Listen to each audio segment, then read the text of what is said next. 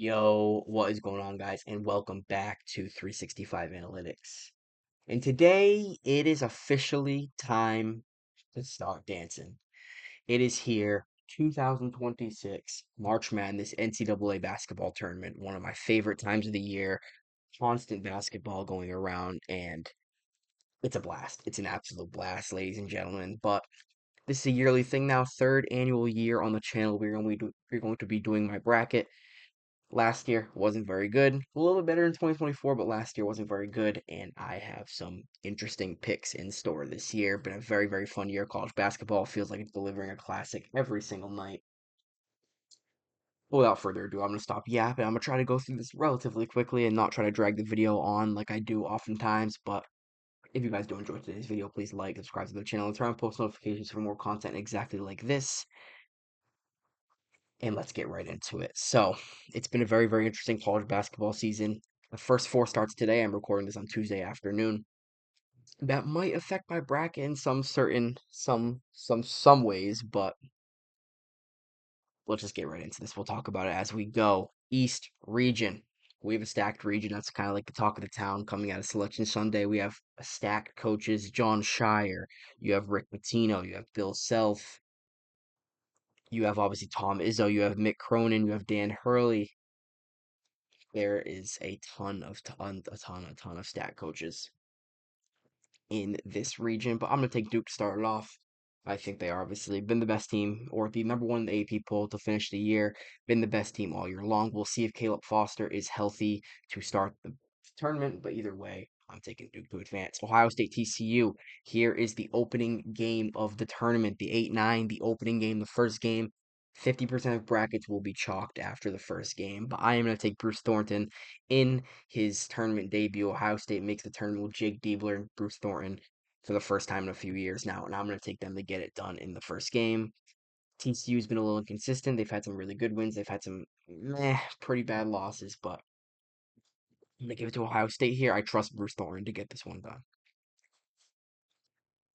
I'm going to take St. John's over Northern Iowa. St. John's has lost like one game I think since January 3rd. January 3rd was their not last loss, but they've only lost one game since January 3rd. So they're hot right now. Winners of the Big East regular season and winners of the Big East tournament. A lot of people are picking Northern Iowa as an upset here, but we'll see. I'm going to take Kansas. That sets up for a good St. John's versus Kansas matchup. Darren Peterson, I think he's a really good player. Obviously, one of the best players in the country. I expect Bill Self to get it done. Kansas has had some woes in the tournament these past few years now. I remember 2024. I don't think they lost in the first round of 2024, but they had some woes. And last year, obviously, losing to John Calipari in Arkansas in the first round. So I'm going to take the Jayhawks here, though. Louisville versus South Florida. I guess my first sort of upset of the bracket. I'm taking South Florida. Not really an unpopular upset. You see a lot of people taking South Florida, but that's going to be my pick there over Louisville. We'll see if Mikel Brown Jr. is healthy to start the tournament. That kind of factors into my decision. I think Mikel Brown Jr. is probably their best player, and I think South Florida has shown some flashes that they can pull off the upset here. I'm taking Tom Izzo to beat North Dakota State. No questions asked there. I don't. I think I trust UCLA. I think Donovan Dent will be healthy. He's another question mark. A lot of players are question marks of health in terms of health going to this tournament, but I think Dent's going to be healthy. UCLA's played pretty well as of late. They're probably the best seven seed in the entire tournament, and I'm going to take Mick Cronin and the boys there, and I'm taking UConn over Furman. But it would be pretty interesting if Furman pulled off an upset there. Um, as we saw against Virginia in the 2020. Was it 2023 now? Jeez, it's been a few years now, but yeah, I'm taking UConn over Furman. Duke versus Ohio State, Bruce Thornton's senior year. It was a great run, but I think John Shire is going to the Sweet 16. Duke's been the best team all year long, and I expect them to go to the Sweet 16. Pretty much cruise for these two teams here in the first weekend. St. John's versus Kansas. This one was very tough. This one was very, very tough. I'm not gonna lie, y'all. This one was very, very tough. The matchups. You have Badunga versus Ejiofor. You have Peterson. I mean, Bill Self, Rick Pitino, two legendary coaches. St. John's lost in the round of 32 last year to Arkansas. Kansas inconsistent. Kansas, I've said it for the past probably 2 or 3 months now. Kansas is a team that can lose in the first weekend and they can also go to the Final Four. This team can beat Duke. The winner of this game can beat Duke. But I'm going to take St. John's. They've been hot. They've had one loss since January 3rd, as I said before, and it was a blowout loss to UConn. Wasn't their day. I'm trusting Rick Pitino get out of the first weekend this year and get to the Sweet 16. South Florida, Michigan State. Michigan State has had their woes. They've been a little consistent. Lost to UCLA in the Big Ten tournament. I'm taking Michigan State though. Tom Izzo goes to the second weekend, and a lot of people are picking UCLA as an upset in this potential matchup. Obviously, you have two very good coaches, Mick Cronin and Dan Hurley, but I'm picking the more experienced UConn team. I think UConn could have been a team that went very, very deep in the tournament last year. They didn't run into Walter Clayton Jr., so I'm trusting Michigan State and UConn to get it done there and go to the Sweet 16. Then we go back up to Duke and St. John's. This one was very tough for me. I feel like the popular opinion right now is the dark horse, like 3 through 7 seed that could make a sneaky Final Four run is St. John's right now. Everybody's on Rick Pitino and them to go deep in the tournament, but as much as I don't like them, I'm picking Duke. Obviously, all the stuff that Cam Boozer's done this year, Isaiah Evans can shoot the lights out, Dame Sar, Patrick Gungba's probably going to be healthy when the tournament starts. We'll see about Caleb Foster. I expect them to both healthy by the second weekend, but I'm taking Duke to go to the Elite Eight here. St. John's just ran into a bad matchup there. St. John's is a 5 seed, very, very tough path. So we'll see. Michigan State and UConn. This one was very tough for me as well. UConn's been inconsistent this year. They've had close games. They've had bad losses. They were in a very close game versus Seton Hall. They didn't look very well. I think they lost one more major game. So they lost another major game. I can't remember. Was it Marquette? They lost to Marquette late in the year. They've had their woes. I'm taking Tom Izzo and Michigan State to win that. So it's a 1 versus a 3 in the Elite Eight regional final. And to go to the Final Four out of the East region, I'm taking Duke. The number 1 seed. I know. You hate it. It's chalk. It's chalk. I get it. I get it. It's chalk. But Duke's been the best team all year long.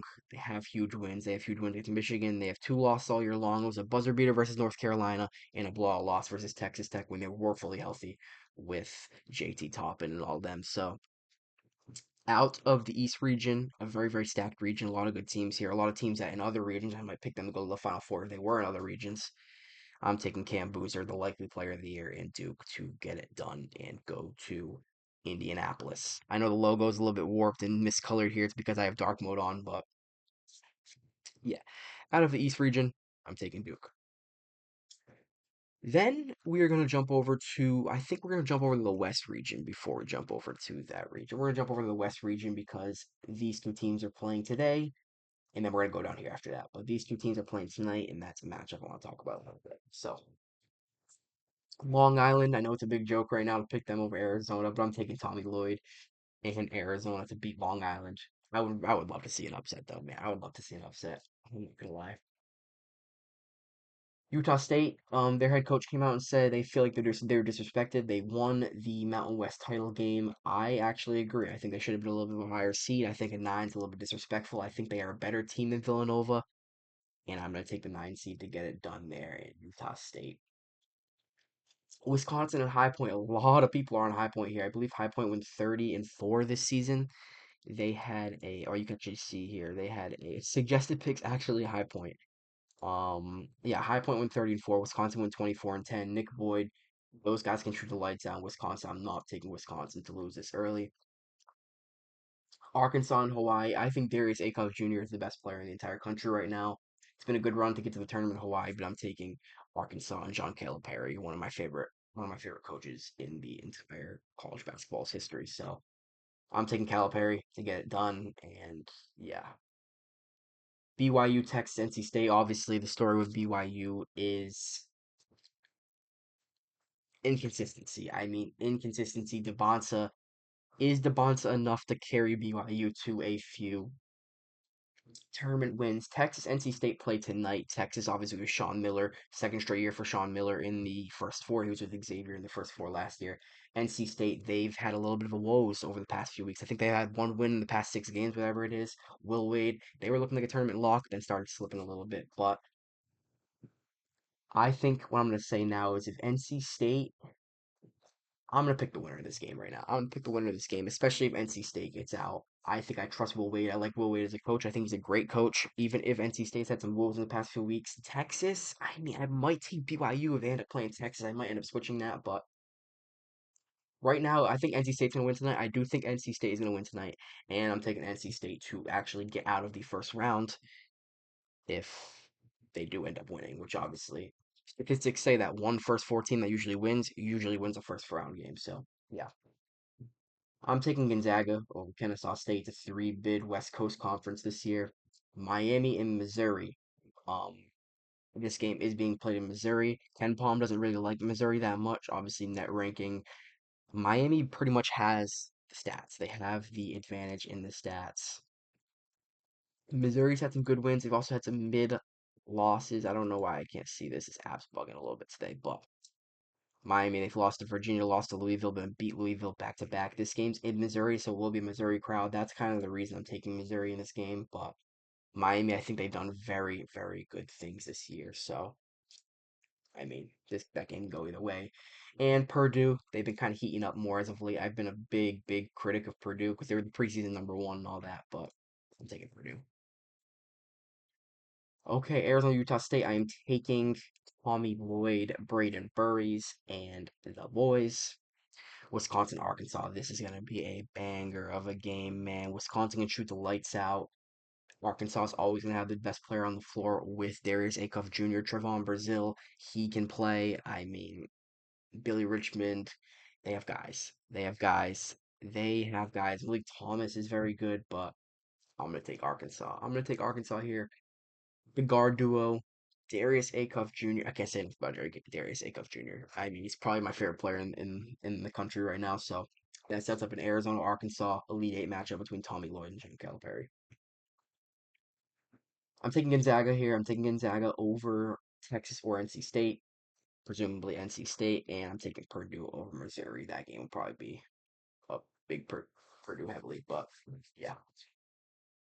This is where we get a little spicy here because I already made this bracket out before I actually did it, so I already know what I want to do. So we get to Arizona versus Arkansas. Arizona, the number two overall, number one seed this year, obviously. Done great things. Koa Pete had a great year. Very good. Very good team. Tommy Lloyd's done a great job. I think only two losses on the year. Won the Big 12 championship against Houston. Arkansas won the SEC championship, so we have two conference champions going at it here. I think it's an Acuff March. I think it's an Acuff March. I think Darius Acuff Jr. is about to become a March legend. And this is my first, I guess, very spicy upset of the bracket. I am taking the Arkansas Razorbacks to go to the Elite Eight and beat the number one seeded Arizona out of the West region.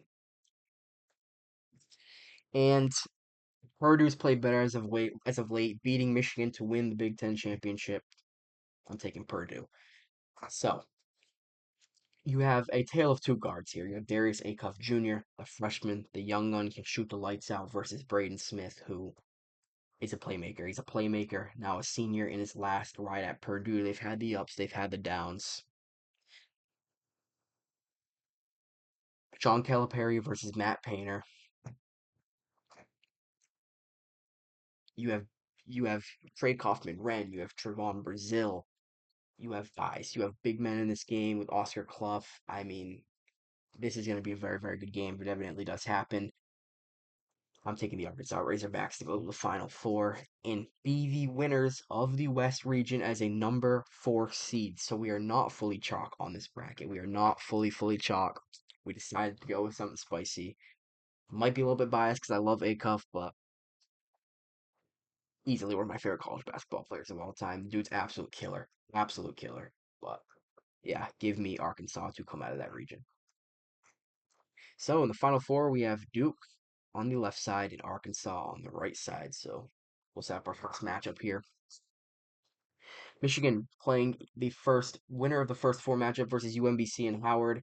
Obviously, UMBC, they are known as the first team to ever beat the number one seed as a 16. They beat Virginia in 2018, 19 was it exactly? Not exactly sure. I'm taking Dusty May in Michigan. There's no questions there. I think they're going to get this done. Georgia and St. Louis. I think St. Louis had an outstanding year. I think they're the better team here. Honestly, I think Georgia's a little bit overrated. I think if you know ball, you're picking St. Louis here. That's kind of how I feel. This one's dangerous to me because obviously everybody knows JT Toppin's done for the year, and that kind of killed Texas Tech. I think Grant McCasland's an amazing coach. I would not be surprised at all if Texas Tech got this done and shut all the haters up with the upset. But this is a very popular 12-5 upset, and I'm riding the popularity train. I'm taking Akron to get it done. I'm taking Akron to pull off the upset over Texas Tech here and get to the round of 32. Alabama versus Hofstra. Hofstra is a very, very strong 13 seed, probably the best 13 seed in the entire bracket. Alabama, Aiden Holloway, who knows about his status right now? Obviously, he was arrested yesterday for the marijuana charge. We'll see about his status, but LeBaron Philon is still a killer. LeBaron Philon is still the backbone of their team. Nate Oates is a great head coach. I'm taking Alabama. Not really a question there. I think Hofstra could upset. It's probably the most likely 13-4 upset, especially with Holiday in the shooting. Holloway in the shooting that he provides, not being there potentially. We'll see if he plays, but he's off campus right now. But I'm taking Bama to get that one done. Tennessee versus Miami of Ohio in SMU. The winner of that game, that's tomorrow night. Um, I'm taking Rick Barnes and Tennessee Volunteers here. Nate Amen, another really, really good guard, absolute killer. I do think, for the record, I do think Miami of Ohio is going to win this game. And this one I forgot to say too. I think UMBC. I think I picked UMBC. Let me look over here. Yeah, I picked UMBC over Howard. It's just destiny. They were the 16 seed to beat the one, so I'd like to see an upset, obviously. But Miami of Ohio, obviously undefeated regular season, lost the first game of their conference tourney to UMass. I think Miami of Ohio is actually going to beat SMU, but then lose to Tennessee. So that really doesn't matter anyway. So yeah, Virginia played a very, very competitive ACC championship game with Duke. Evidently lost, but I'm gonna take them to win here. Kentucky and Santa Clara, very, very interesting game. A lot of people have been disappointed with Mark Pope's coaching job this season. Kentucky has been very inconsistent. They've lost some games, like lost the Auburn game, lost the Georgia game, lost obviously in the SEC tournament to Florida, beat Mizzou, beat LSU by on the skin of their teeth, lost to A&M, so they've had some bad losses. You look at Santa Clara, let's look at Santa Clara real quick. Their last game they played, I believe they lost to Gonzaga. This is bugged. I don't know why it is. Oh, it's bugged. But they lost to Gonzaga the last time they played. They have also beat Gonzaga this season, I believe. And I'm going to take Santa Clara. It's a three-bid West Coast conference this year. The first two, I think, get out of the first round. So give me Santa Clara there. Iowa State, TJ Otzelberger is a very good head coach. Probably, arguably the best defensive team in the entire country in Iowa State. I'm taking him to get it done there. Michigan and St. Louis. St. Louis, it was a very, very good run, but give me Axel and the Michigan Wolverines to get it done. And another upset. I know I just raved about Baron Philon, but give me the Akron Zips to go to the Sweet 16 and get out of the first weekend. A two-bid MAC this year. I think Akron. I they were a lot of people argue that they were the better team than Miami of Ohio all year long, and I think they're going to prove some doubters wrong, being the underdog in two games and beating two superior teams in them in the tournament. I think they're going to the Sweet 16. We have Tennessee and Virginia. I'm taking Virginia. I think they're just a little bit better of a team. I'm not really that impressed with Tennessee. If Nate Amon isn't playing that well, then Tennessee's just not that much of a force. I mean, Rick Barnes also had his woes in the tournament, so. And Santa Clara, it was a great run. It was a great run for the Santa Clara Broncos, but I'm taking Iowa State. And then Akron, we have to go back up. We have to end it here. It was a great run.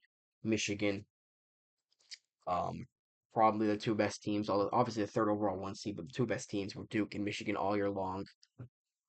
And I'm taking Iowa State. So we have a 1-2 there. Michigan, Iowa State is confirming that was correct on my paper bracket here, but Michigan, Iowa State in the regional final in the Elite Eight. Yaxel Lindeborg versus the elite defense that TJ Otzelberger and Iowa State play. Iowa State can do this. They've had some iffy losses. That Texas Tech loss was very alarming to me. They got killed by Texas Tech, and that was without JT Toppin.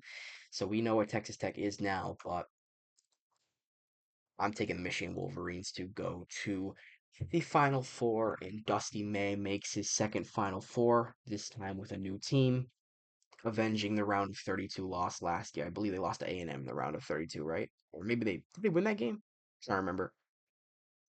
Trying to remember. I remember they played A&M in the round of 32 last year, but obviously didn't go deep in the tournament last year. I'm taking them this year. Obviously superior team. They brought in Elliot Cadeau in the transfer portal. I think LJ Kaysen is a big loss. He's obviously done for the year with the torn ACL, but they have guys. They have guys, man. Adai Mara is an absolute beast. They have Cheddar. I mean, they have guys. They have guys. I'm taking Michigan to come out of the Midwest region as another number one seed to the Final Four. And we finish with the South region. Then we'll talk about the Final Four. We're going to start off with Florida. And Prairie View. I couldn't even tell you that school's name. Prairie View A&M. See, couldn't even tell you where they play. This is Lehigh, right? Yeah, Lehigh. Couldn't even tell you where these two played. I picked Prairie View in this game because they were much better on Ken Palm, and analytics said to take Prairie View, but I'm picking Florida. No questions asked. Clemson versus Iowa. Clemson slipped a little bit towards the end of the year. I really don't think they have the star power that Iowa has. Bennett Sturts can shoot the lights out when Bennett Sturts is hot. He's hot. I expect them to come out in the first round with Bennett Sturts. He was very good at Drake last year. I expect him to be very good at Iowa and win at least one tournament game.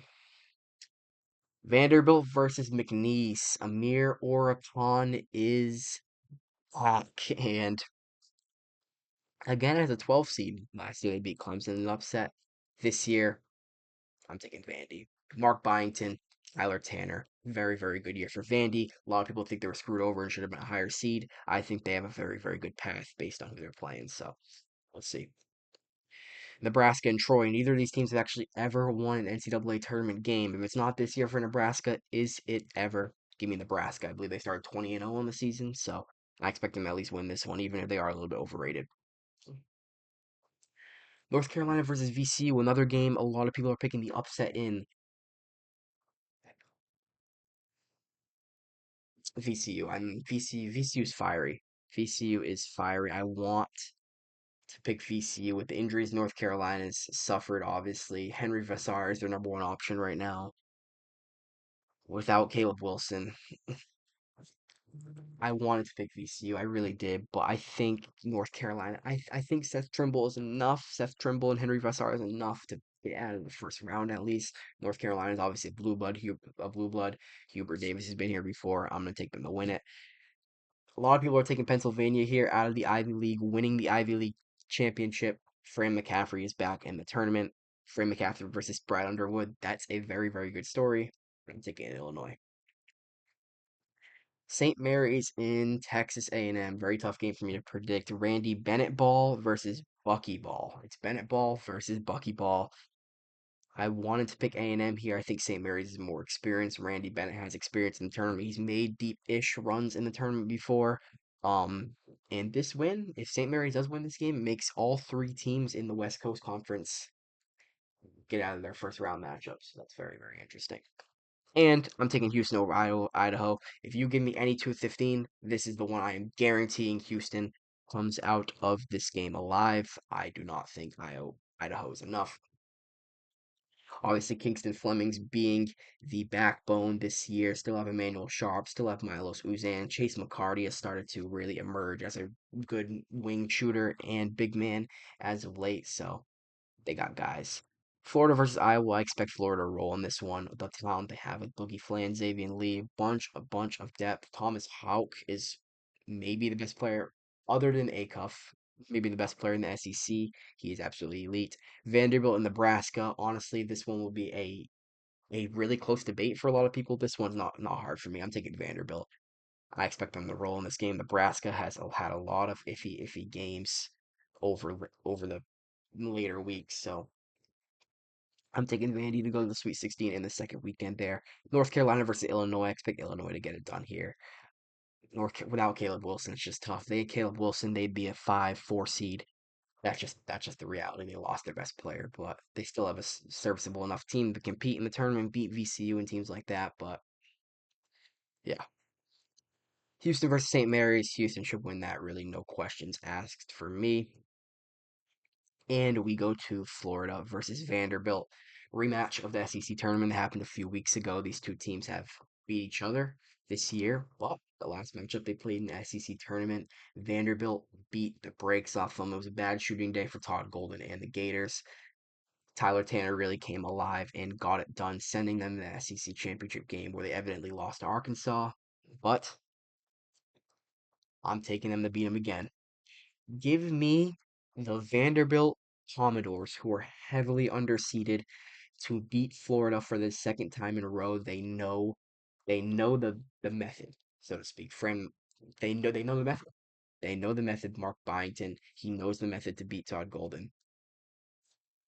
And I'm taking Vandy to go to the Elite Eight. And I'm taking Houston over Illinois. Houston's defense is going to be too much for Illinois. I think it's a bad matchup for Illinois. Give me Houston to go to the Elite Eight. And we were that close. We were that close to that national championship rematch between Houston and Florida. But Houston and Vanderbilt in the Elite Eight. Vanderbilt 26-8 on the season. Houston 28-6. Two strong conferences in the SEC and Big 12. Big 12 is probably a little bit better this season, but yep, this is going to be a very tough game to predict. But I think the more experienced coach, the overall better roster with more depth, and maybe the best defensive team in the country. I think probably it's between them and Iowa State. I'm taking Houston.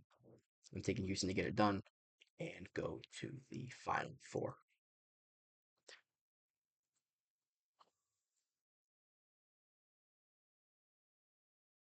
We have the Final Four. We have the Final Four. It's a rematch of last season Duke versus Houston, a 1 versus a 2. And we have a little bit of a spicy one, Arkansas versus Michigan. We have four very good head coaches, Shire, Sampson, Calipari, and May. Four very good head coaches. Duke versus Houston, obviously, last year. The Cooper Flag led Duke team. It's really offense versus defense here.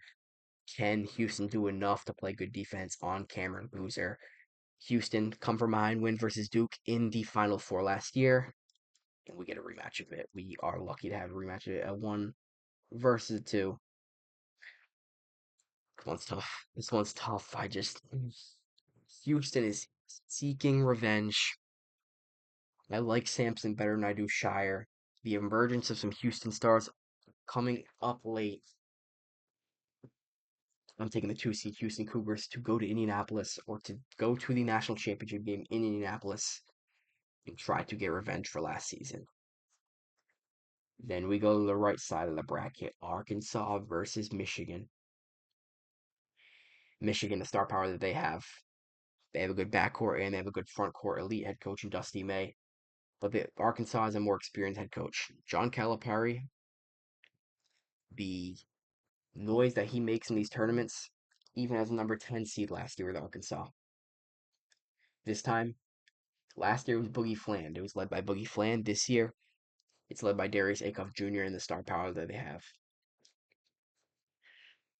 I am taking the run to continue here.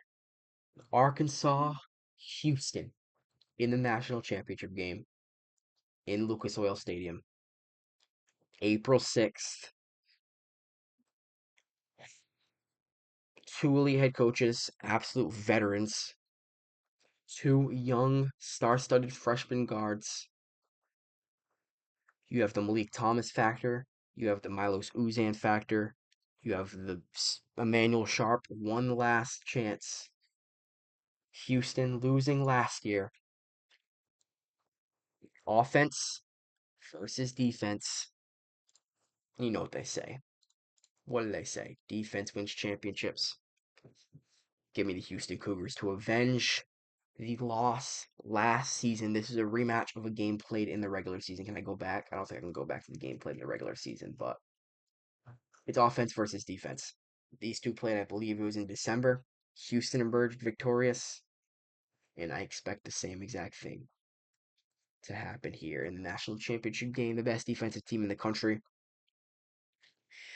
Huh. Give me 70, 70, 71, 71, sorry, winner. 71 to 60. I can't say my tiebreaker. 71 to 66. 71-66. The Houston Cougars get it done in Indianapolis. Finish the bracket. That's the name right there. Houston is your national championship, or is your national champion for March Madness this year. And they are going to avenge the loss last year. Always been a threat in national, always been a threat in college basketball, never really been able to get over the hump. And I think this time they finally do it and they finally hoist the trophy and win the national championship.